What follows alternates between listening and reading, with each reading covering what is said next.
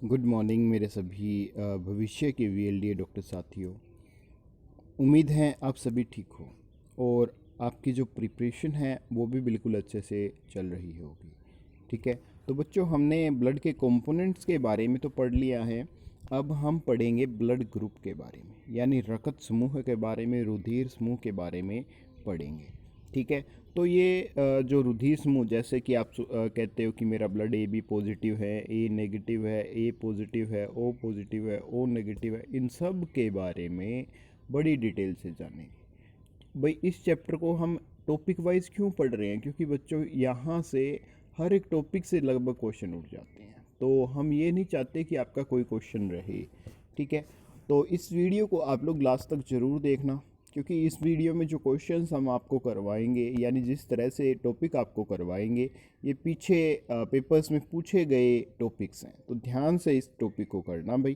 ठीक है, उसके बाद अगर आपको हमारी वीडियो अच्छी लगे तो भाई लाइक ज़रूर कर देना। लाइक में कंजूसी मत किया करो यार, ठीक है, चाहे शेयर मत करना यार, कोई दिक्कत नहीं है, लाइक ज़रूर कर दिया करो। और अगर चैनल पे पहली बार आए हो या आप लोगों ने अभी तक चैनल को सब्सक्राइब नहीं किया है तो चैनल को सब्सक्राइब कर लिया करो। उसके साथ साथ एक बेल आइकन दिखाई देगा, घंटी का बटन दिखाई देगा, निशान दिखाई देगा, उसको दबा देना और वहाँ पे ऑप्शन मिलेगा ऑल नोटिफिकेशन, उसको सेलेक्ट कर लेना। ठीक है, तो अब आइए आज की क्लास हम स्टार्ट करते हैं। सबसे पहले हम जानेंगे ब्लड ग्रुप के बारे में। ठीक है, बिल्कुल डिटेल से। तो ह्यूमन में जो हम ब्लड ग्रुप के लिए जो सिस्टम यूज करते हैं उसको कहते हैं ABO सिस्टम। क्या कहते हैं?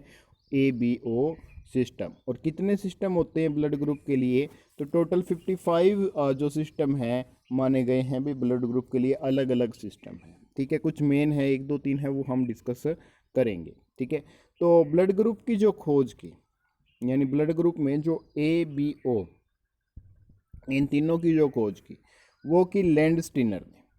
किसने की? लैंडस्टीनर ने। कब की? 1900 में। ठीक है, और इस काम के लिए इनको मिला था नोबेल प्राइज 1930 में। और AB ब्लड ग्रुप की खोज की थी डक्सटिलियो एंड स्टर्ली ने। कब की थी? 1902 में। ठीक है ना बच्चों, ये बातें इंपॉर्टेंट है, ध्यान रख लेना। जो AB और O ब्लड ग्रुप है उसकी खोज की थी किसने? कार्ल लैंडस्टीनर ने। कब की थी? 1900 में। और इनको नोबेल प्राइज मिला था इस काम के लिए, कब? 1930 में। ठीक है, उसके बाद जो AB ब्लड ग्रुप है इसकी खोज की थी डक्सटिलियो एंड स्टर्ली ने। कब की थी? 1902 में।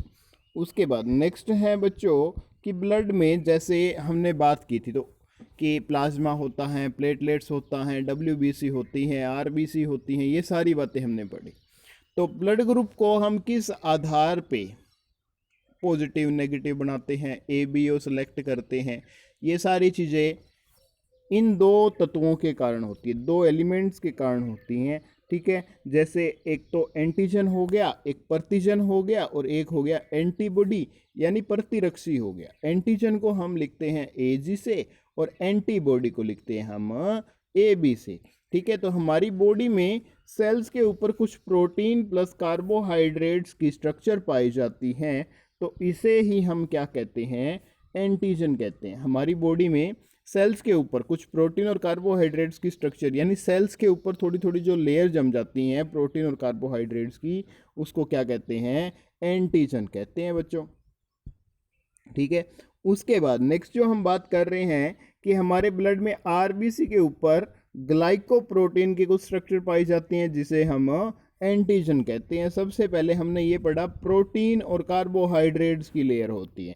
अब पूछ ले कि कौन से प्रोटीन की लेयर होती हैं, तो आप कहोगे ग्लाइकोप्रोटीन की लेयर होती हैं, तो उसे हम एंटीजन कहते हैं। ठीक है, तो ग्लाइकोप्रोटीन यानी इस तरह से जुड़ा हुआ होगा भी, जो ये दिखा रखे हैं। ठीक है, ध्यान रख लेना। ठीक है, ग्लाइकोप्रोटीन क्या है? एक तरह के कार्बोहाइड्रेट हैं। और ये जो हमने सेल दिखा रखी हैं ये RBC की सेल हैं बच्चों। ठीक है, उसके बाद एंटीबॉडीज़ की अगर हम बात करते हैं तो हमारे ब्लड में प्लाज्मा, प्लेटलेट्स, WBC के ऊपर ग्लाइकोप्रोटीन की कुछ स्ट्रक्चर पाई जाती हैं जिसे एंटीबॉडी कहते हैं। अब ध्यान से समझ लो इन चीज़ को, डिफरेंस क्या है कि ब्लड में RBC के ऊपर ग्लाइकोप्रोटीन की जो स्ट्रक्चर होगी उसको तो एंटीजन कहेंगे, और प्लाज्मा प्लेटलेट्स और WBC के ऊपर जो ग्लाइकोप्रोटीन की स्ट्रक्चर होगी उन्हें हम एंटीबॉडीज़ कहेंगे। ठीक है, तो एंटीबॉडीज़ यानी WBC और प्लेटलेट्स की सेल पे इस तरह से होती हैं भाई। ठीक है ना, एंटीबॉडी आपकी दो तरह की होगी, ए और बी, स्मॉल ए और बी। ठीक है, और एंटीजन भी आपके दो तरह के होंगे, कैपिटल ए और बी। उसके बाद नेक्स्ट आइए, एंटीजन है ना, एंटीजन और एंटीबॉडी को ताला चाबी का रिलेशन है। अब ताला चाबी का रिलेशन कैसे है भाई, ये ध्यान से समझ लो कि मान लो कि आपने किसी अपने घर को लॉक कर दिया और उसके बाद चाबी आप लोगों से गुम हो गई, तो आप लॉक का क्या इलाज करोगे, उसे तोड़ना पड़ेगा। ठीक है, या दूसरी चाबी लगानी पड़ेगी, यही दोनों काम है। तो इसी तरह से एंटीजन और एंटीबॉडी काम करते हैं। ठीक है ना, एंटीजन अगर हमारी बॉडी में कम है तो एंटीबॉडी का काम भी कम हो जाएगा, इसीलिए इन दोनों के काम एक दूसरे के पैरेलल चलते हैं। अब वो चलेंगे कैसे, वो चीज़ें भी आपको मैं समझाऊंगा। तो सबसे पहली बात है भाई, जो ब्लड ग्रुप है हमारा ए, कौन सा ब्लड ग्रुप है, ए ब्लड ग्रुप है।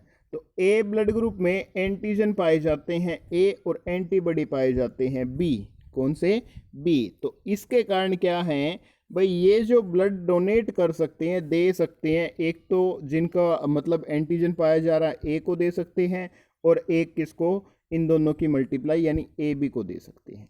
अब ब्लड ग्रुप बी है, बी में एंटीजन पाए जाते हैं बी वाले और एंटीबॉडी होते हैं ए। तो ये ब्लड ग्रुप ब्लड देंगे एक तो बी को और एक किसको देंगे, ए बी को। ठीक है, तो ये रिसीव किससे करेंगे भाई, जैसे हमने बात की ए की, तो ए रिसीव किससे करेगा, एक तो खुद से करेगा। ठीक है, और एक किससे करेगा, ओ से करेगा।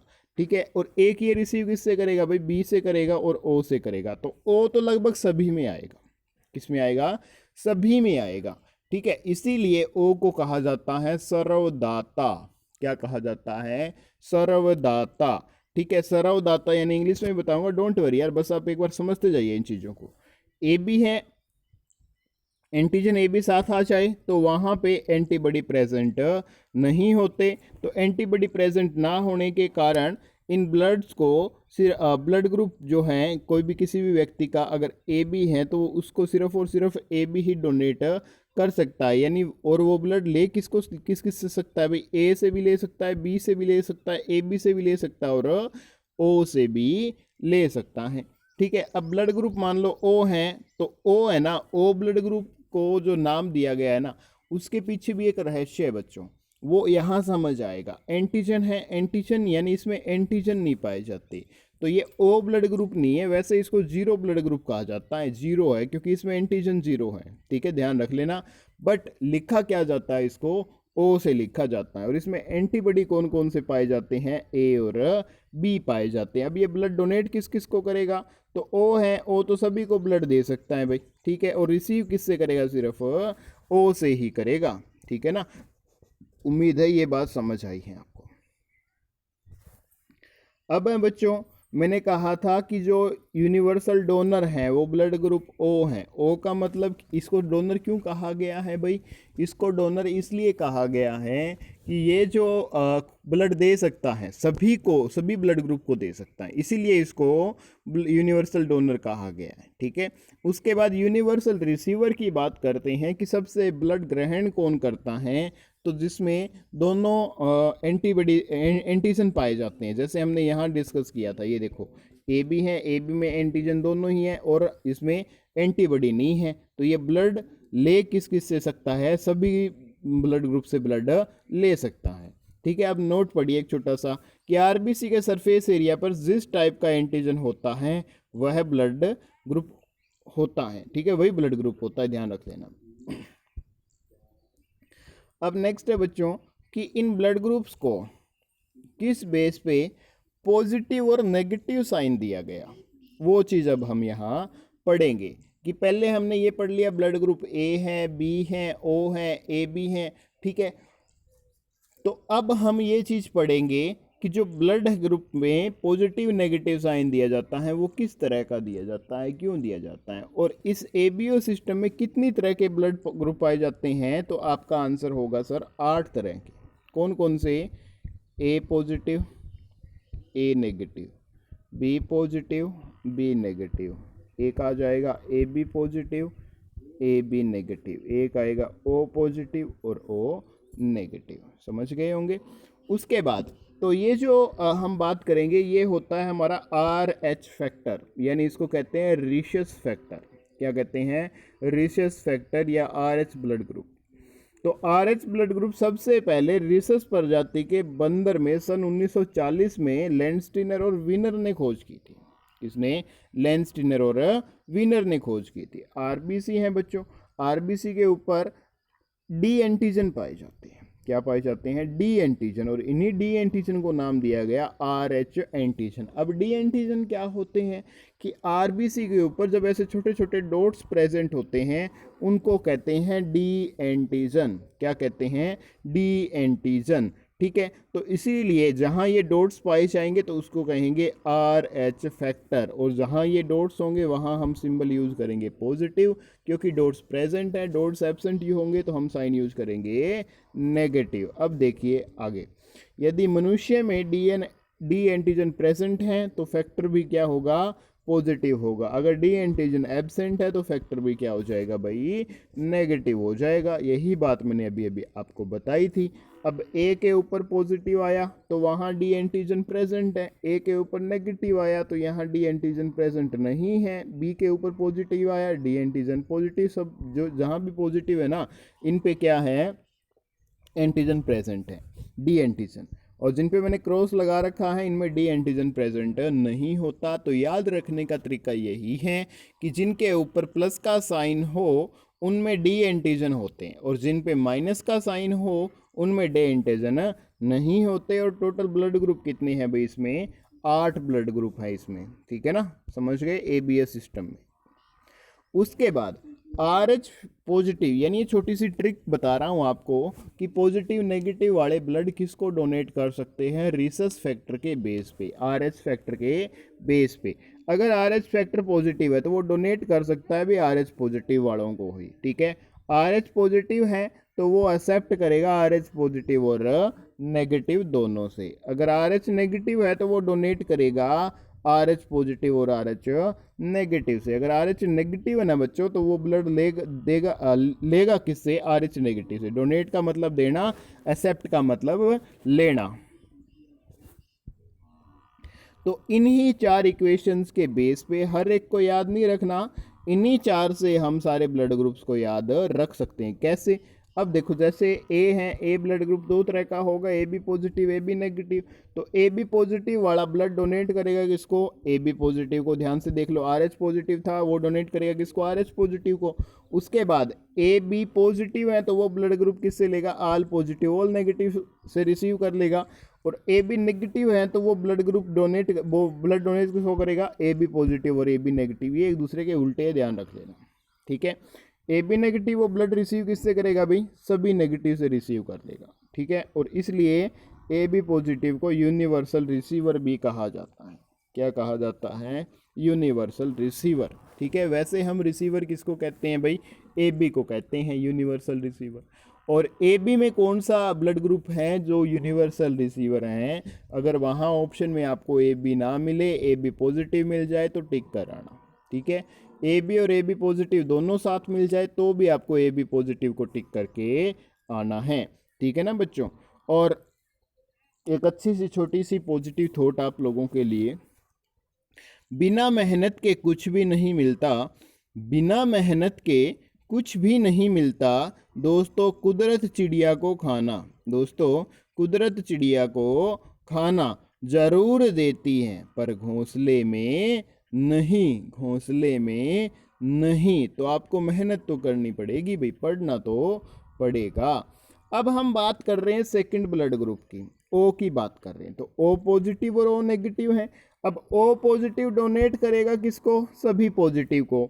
ओ पॉजिटिव एक्सेप्ट करेगा किससे? O positive. ओ नेगेटिव से। ओ नेगेटिव डोनेट कर सकता है सारे पॉजिटिव सारे नेगेटिव को। ठीक है, ओ नेगेटिव एक्सेप्ट करेगा किससे? ओ नेगेटिव से ही। तो इसीलिए ओ नेगेटिव को यूनिवर्सल डोनर कहा जाता है।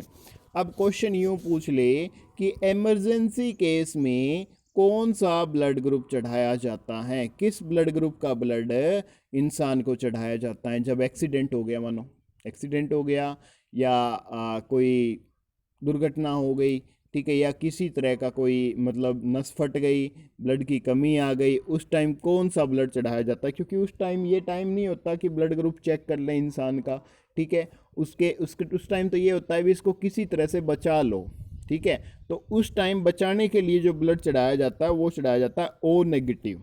कौन सा? ओ नेगेटिव, ठीक है। तो इसीलिए इसको यूनिवर्सल डोनर भी कहा जाता है, सर्वदाता भी कहा जाता है।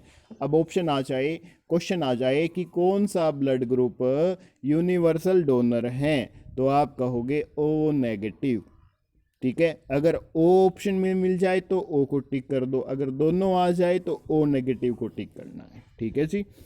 अब चलो आगे।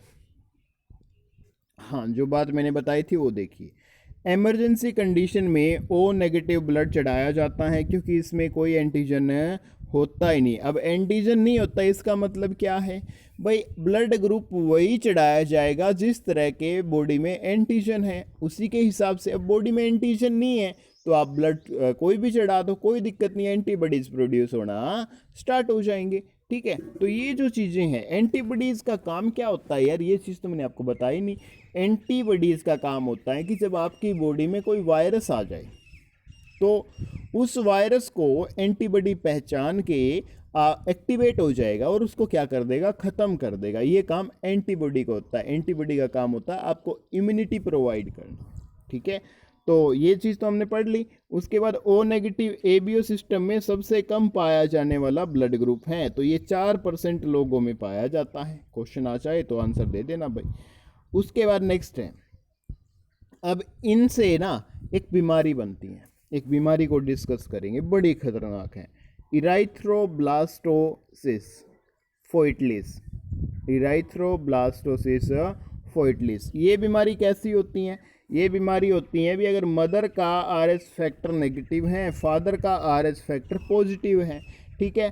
तो उनमें जो पहला बच्चा होगा वो तो सरवाइव करेगा, वो तो जीवित रह जाएगा। उसके बाद जितने भी बच्चे होंगे 2 3 4 5, वो सारे क्या हैं, डेड होंगे, मर जाएंगे। अब ऐसा क्यों होगा? ऐसा इसलिए होगा कि आरएच नेगेटिव और पॉजिटिव फर्स्ट बेबी सरवाइव करेगा क्योंकि बेबी में डी एंटीजन आ गया।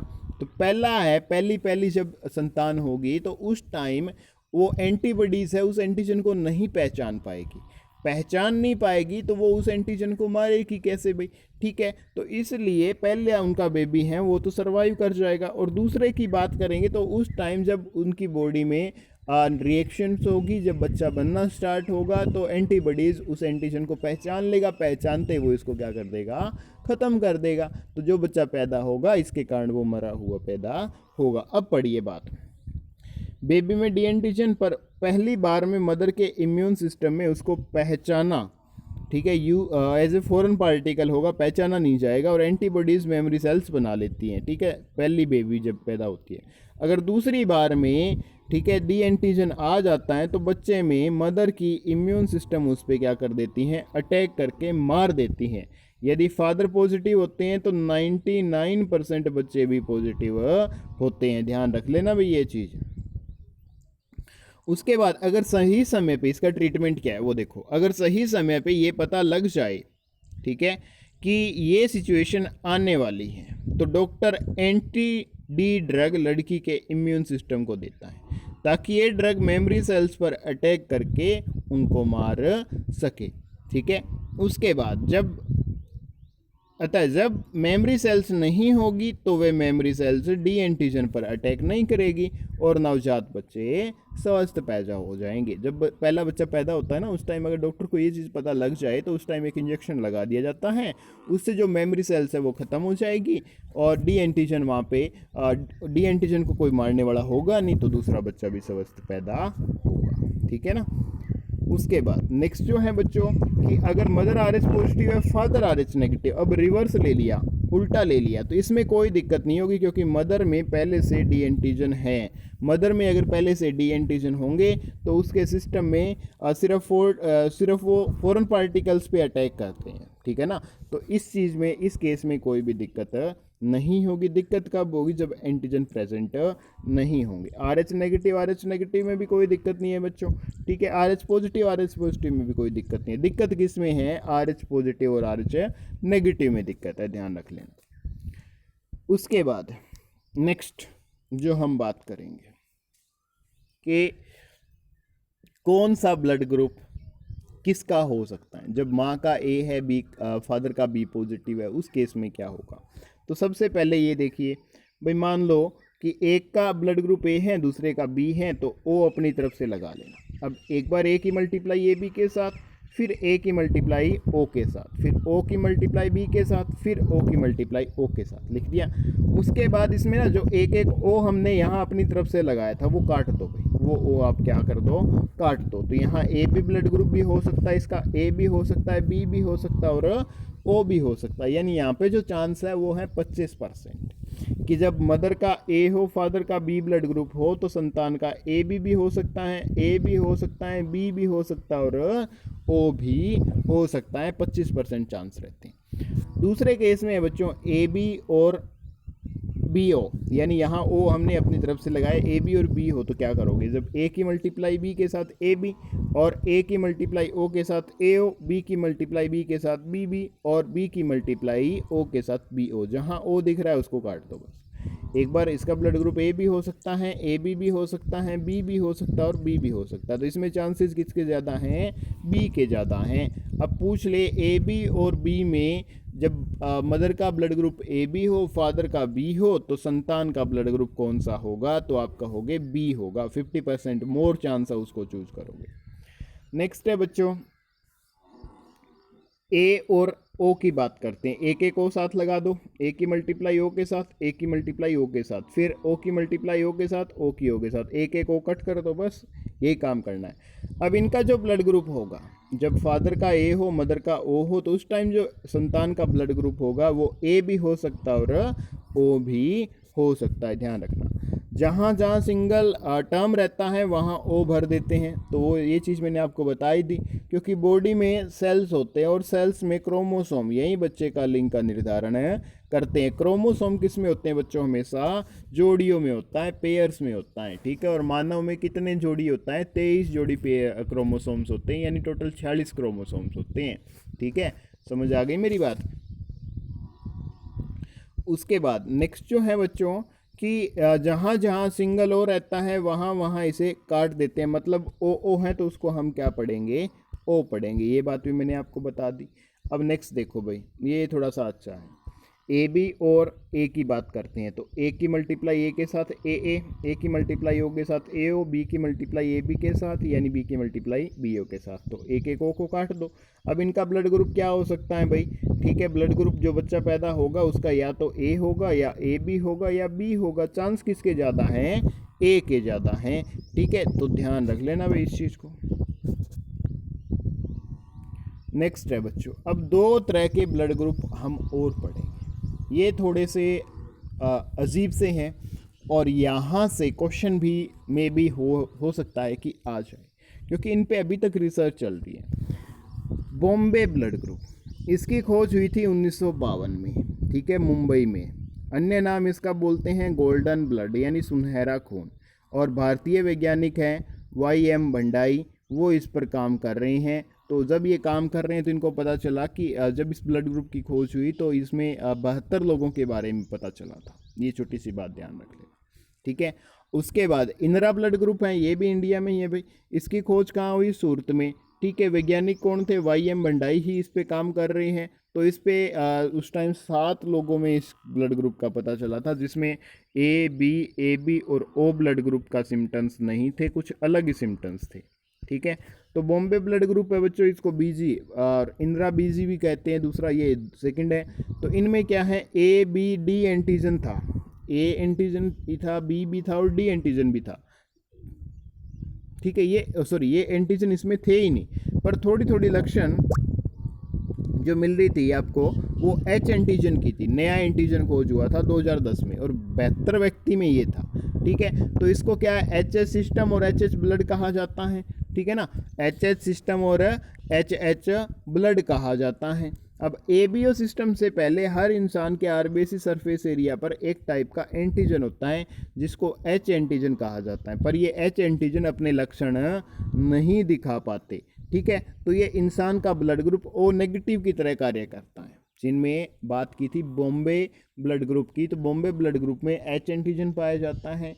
ठीक है, तो इसीलिए